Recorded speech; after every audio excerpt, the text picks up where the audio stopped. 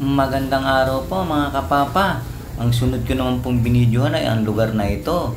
Sino po ba ang pamilyar at nakakaalam kung saan po ito ngayon mga kapapa? Ito po ay nasa Barangay Kakarong Bata, Pandi, Bulacan. Sino po ba ang nakakaalala sa lugar na ito? Ang Pretil na dati po naming pinupuntahan ng amin pong mga kabataan. Hindi ko rin po malilimutan ang lugar na ito. Dahil ito po ang dati po naming mga pasyalan at tambayan naming mga magkakaeskwela. Isa po ito sa ginagawa po naming paliguan. Dahil isa po ito sa ginagawa po naming beach resort ng aming pong kabataan mga kapapa. Naalala ko pa hanggang ngayon nung kami po ay naglulundagan at nagsisisiran dyan sa tubig na yan mga kapapa. Dahil po ang tubig po ng Pretil dati ay malinaw pa at malinis. Mas maganda na po ngayon ang tulay na ito dahil po ito ay lumapad. Dahil dati po wala pong harang ang magkabilang gilid nito nung kami po ay nagpupunta rito mga kapapa.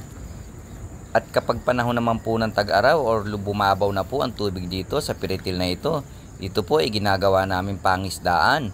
Napakadami po naming nahuhuling isda rito dahil dito po kami nandadala ng hito, dalag at saka po yung malalapad na gurami. Dito po namin nahuhuli ang mga isdang yun. Ngayon po hindi ko alam kung marami pang isda dito sa ilalim nitong mga water lily na ito dahil napakakapal po ng water lily. Palagay ko po ay wala na rin nakapangingisda rito. Nung araw po ay dito po kumukuha ng tubig ang mga magsasaka ng palay dito po sa Kakarong Bata hanggang Kakarong Matanda mga kapapa. Ang Pretil po ng Kakarong Bata ay napapagitnaan ng mga pabahay katulad po ng Villa Lois, BJMP, BFP at saka po ng Padre Pio mga kapapa dito po sa bayan ng Pandi, Bulacan. Sino po ba ang nakakaalala sa lugar na ito sa Kakarong Bata? Ang Pretil.